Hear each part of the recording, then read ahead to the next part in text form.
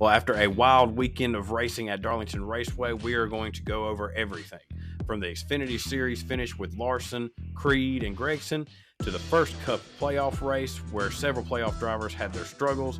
We're also going to go over Erik Jones getting his first win in the famed 43 car, Kevin Harvick's comments about NASCAR and the new NextGen car, and we will be going over the playoff standings and where they sit after the first race Sunday. So let's get started on this episode of 3 Wide.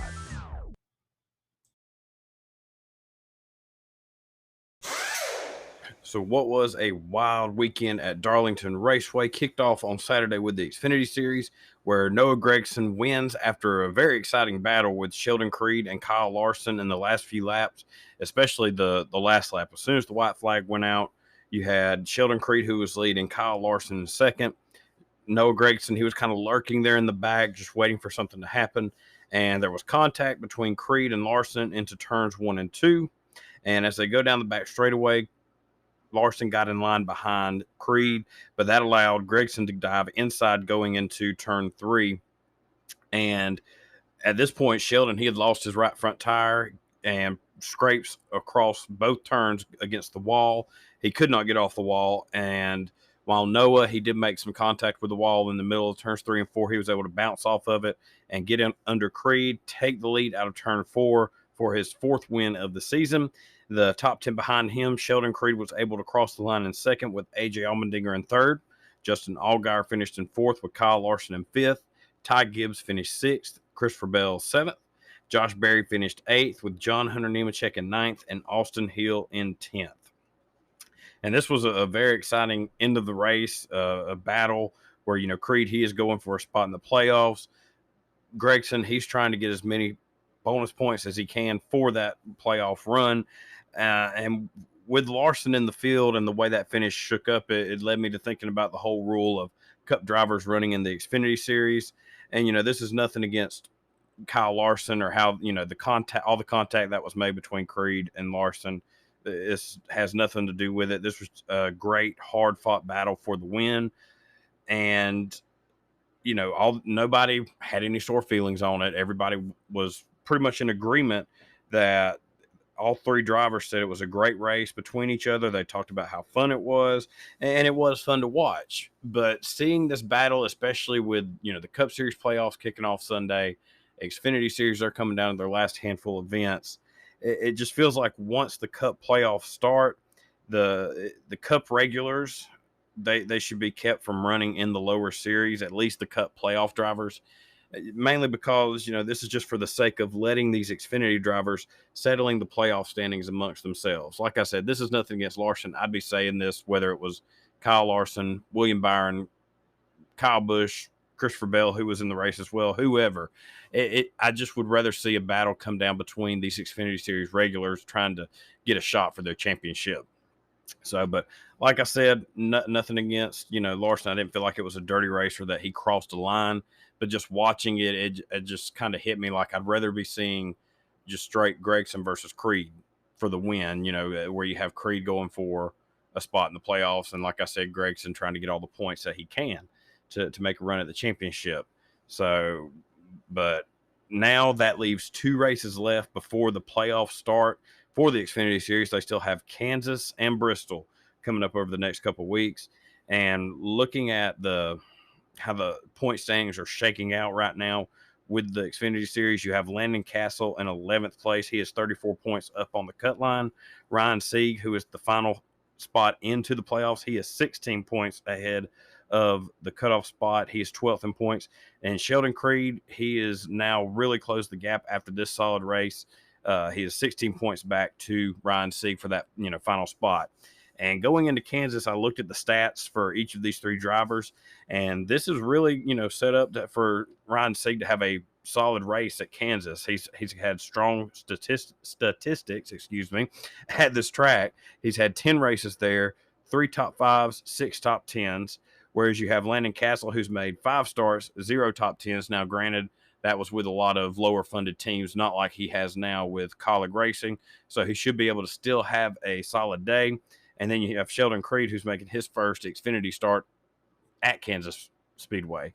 So going into it, I would give Sieg, with a better chance at possibly getting some separation between him and Creed, maybe gaining some ground on Castle, to try and leapfrog ahead of him to kind of give him a little breathing room. But it's definitely going to be an interesting last couple races here as they get ready to move towards the playoffs.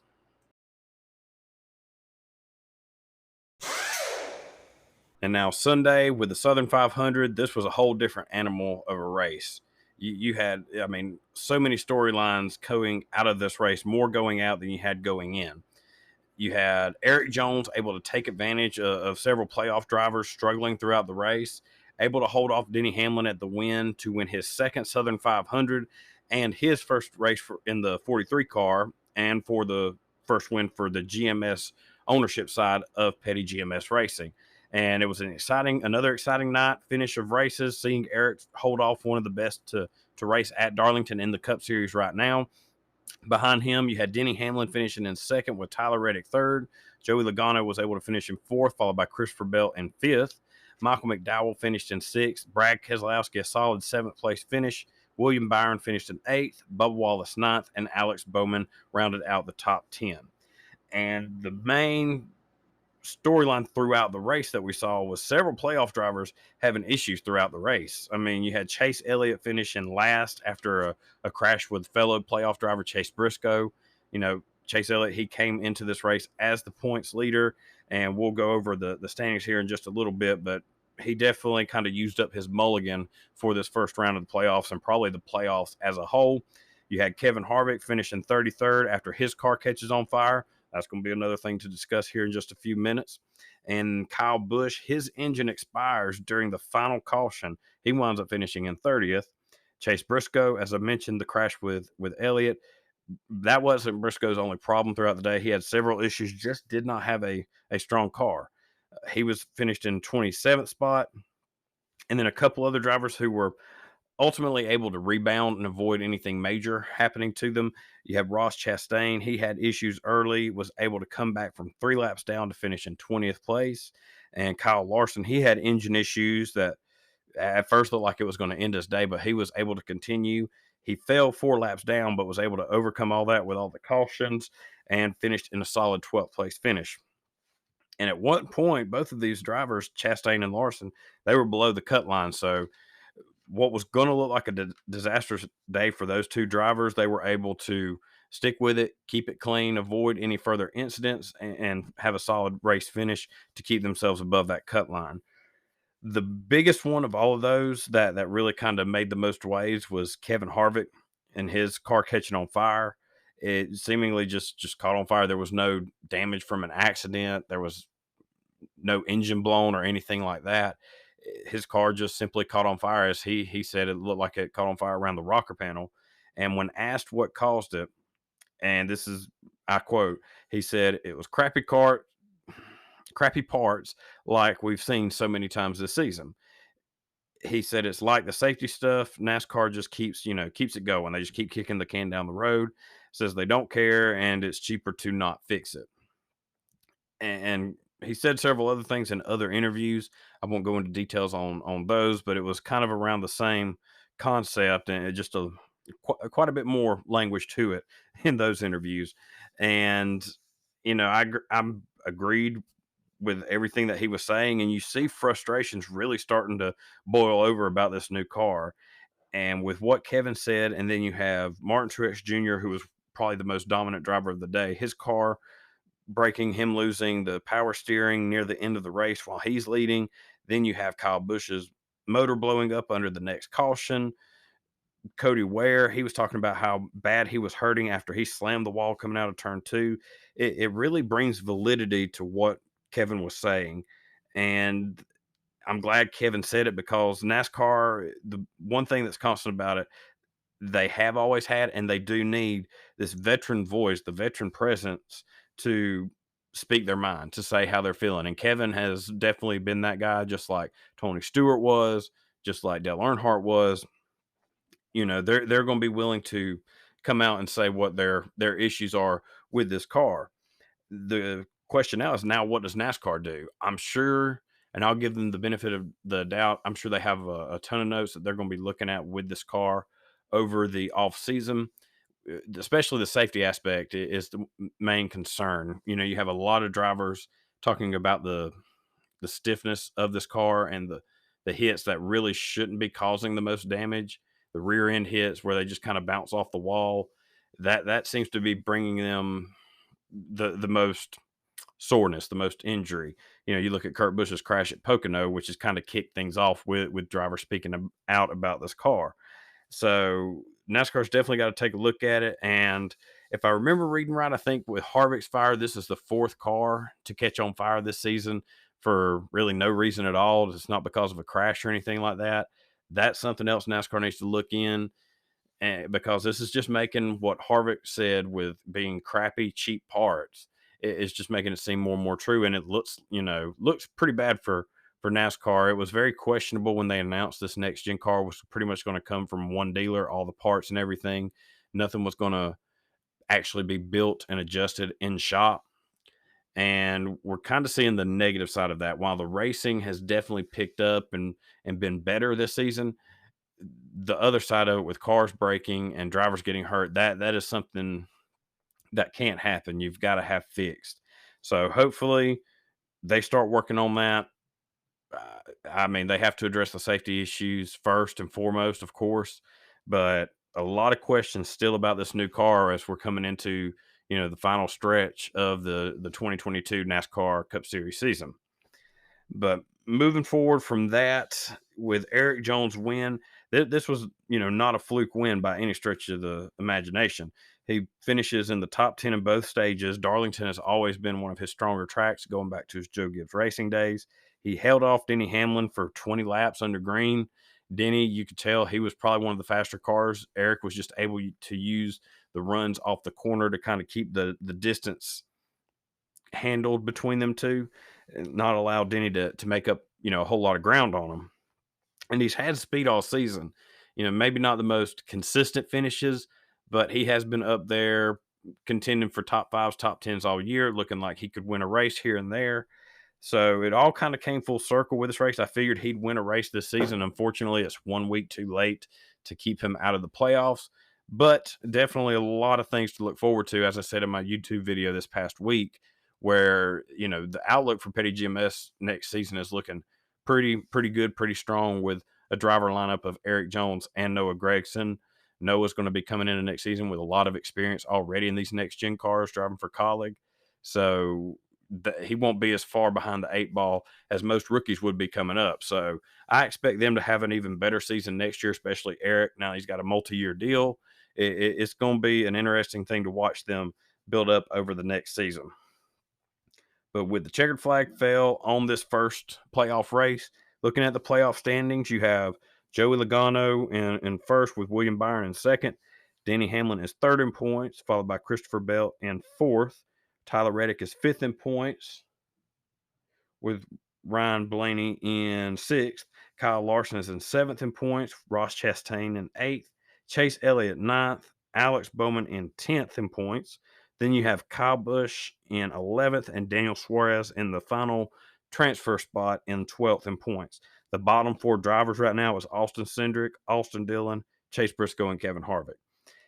And early on, William Byron and Kyle Busch, they are proving me wrong. I know Kyle's finish didn't show it, but with the run and the speed he was showing, I mean, those 2 guys were the drivers I predicted to be out after this first round. And boy, I mean, did they come out swinging this first race. William Byron, showed that spring race was not a fluke deal with him having the speed there. He had just as good a speed, looked like a race winning contender there in the first part of the race.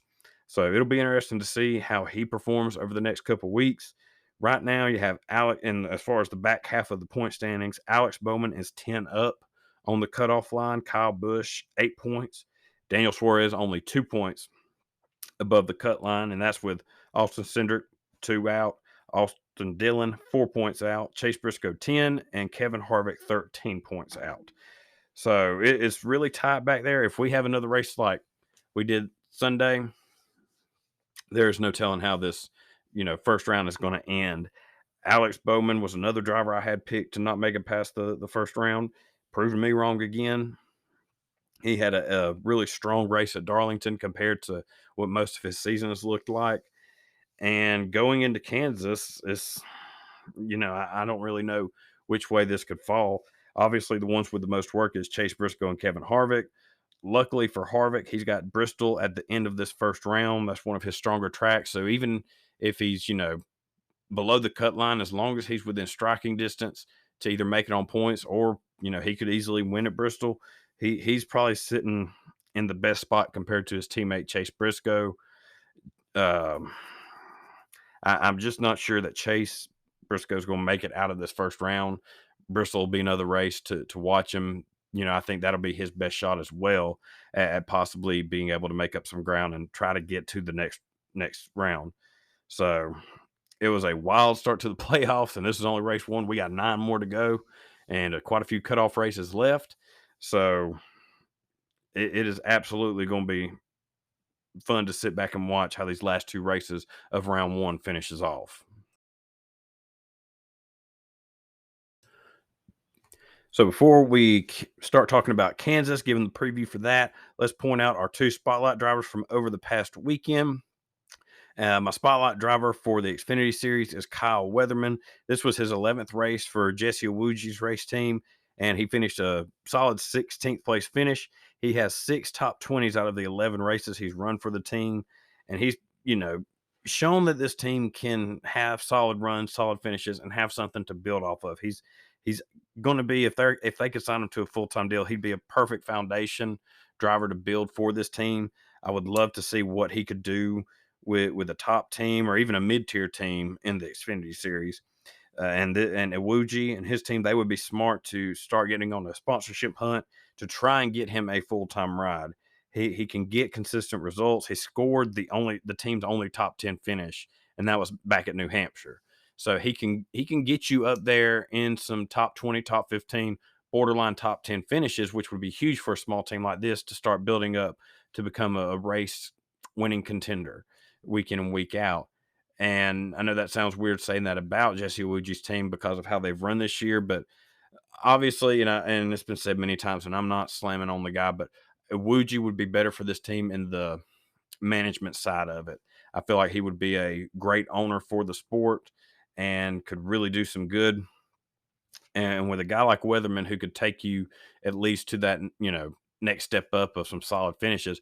I mean, you put him on a super speedway track like Daytona, if you have a race like that where people are crashing out and you need a driver to survive to get to the end, Weatherman can do that and probably get you up there in contention for an upset win. So my spotlight driver for the Xfinity Series, Kyle Weatherman, very much earned. Hopefully this will lead to him getting a full-time slot somewhere in the Xfinity Series. On the Cup side, my spotlight driver is Brad Keselowski, who scored his 4th top 10 finish on the season. And we knew this was going to be a growing pain type year for Roush Fenway Keselowski Racing. But there have been flashes of what the future could look like for this team. Chris Buescher, he's definitely shown the most speed and I don't want to say race winning contending speed, but he has been a top 5 car at places, top 10 car at places. And some of those races you could easily see him getting the win if the chips fall the right way. But I look for 2023 to be another step forward year. They may not be a consistent front runner, but they will take that next step up where you will see them running more in the top 10s and sneak in some more top 5s. 2024 is when I see this team could really take off and running up front, racing for wins week in and week out. Chris Buescher, this could be a real good setup for him. He's always been a consistent driver, quiet, just able to keep the car in one piece and finish towards the end of the race and have a shot at everything, at the win. And then Brad Keselowski, former champion, solid super speedway driver and short track racer. I think this, him taking ownership in this team kind of could resurrect this team from what it was. They are not Roush Fenway. They're not what they were back in 2005. They're kind of falling on some hard times. And Keselowski, I think, is taking the first step this season into bringing them more back into the spotlight of the NASCAR Cup Series. But looking ahead at the Kansas race this weekend, we have action from all three series. On the Truck Series side of it, Kyle Busch is the defending winner. Obviously, with it being a playoff race, he will not be in there this weekend. And it is a cutoff race for the Truck Series. And you have Matt Crafton holding the final transfer spot right now. Carson Hocevar, he is 3 points behind him. And Christian Eckes, Matt Crafton's teammate, is 6 points out. And Christian really, to me, has the best chance to overtake on points anyways to get ahead of Matt Crafton and get above that cut line. He's only ran 5 races at Kansas, but he has 3 top 5s and 4 top 10s. And he's shown a lot of speed and great runs at these 1.5-mile tracks so far this season. So if anyone's going to be able to catch Matt Crafton on points at this track, I think Christian Eckes is the best driver to do it this weekend. On the Xfinity side, Ty Gibbs, he is the defending race winner for this race at Kansas. And, you know, I don't want to say he's fallen off since taking over the Kurt Busch's car in the Cup Series, but it just seems like you don't hear about him as much. He's a lot more, quieter on the Xfinity Series side. He's still getting some solid finishes. Is that affecting him running both Cup and Xfinity? Is that affecting his Xfinity side of racing? Possibly, but he is still a solid threat week in and week out, and I would expect no different this weekend at Kansas. Obviously, the ones to watch is going to be Ryan Sieg, Landon Castle, and Sheldon Creed, and that's how it's going to be until the checker flag falls at Bristol. Unless somebody is able to sneak up there and get an upset win, which you never know. The way this season's gone across all 3 series, anything is possible. And then on the Cup Series side, Kyle Larson is the defending race winner. But the teams to watch for me is Joe Gibbs Racing. They were all up there running towards the front in the spring. When Kurt Busch won, a fellow Toyota driver, I think they will have a solid day overall. And Trackhouse Racing is another team, I think, that could have a really good day with Chastain and Suarez. Suarez, he's going to be looking to try and build up that gap a little bit more between himself and that cutoff line. So, like I said, it's going to be an interesting next couple races for the Cup Series side. Bristol is where we could see a lot of things hit the fan come Bristol. We remember the deal with Chase Elliott and Kevin Harvick last year. The way, from what I noticed Sunday at the Darlington, Joey Logano was racing very aggressively against these guys, and I could easily see him mixing it up with a fellow playoff driver, especially when you come to a place like Bristol. And if he tangles up with a guy who's right there on the cut line trying to make it to the next round, it could be interesting to watch. We could have another post-race little discussion like we did last season. And that will wrap up this week's episode of 3 Wide. As always, I thank you for joining me and listening along. If you haven't already, be sure to hit that subscribe button from wherever you're listening to your podcast from. And I hope everyone has a wonderful rest of their week. And we will meet back same time next week to go over all the action from Kansas, going over everything from the truck cutoff race, the Xfinity Series moving one race closer to their playoffs, and who comes out of Kansas behind the 8 ball as they head towards Bristol.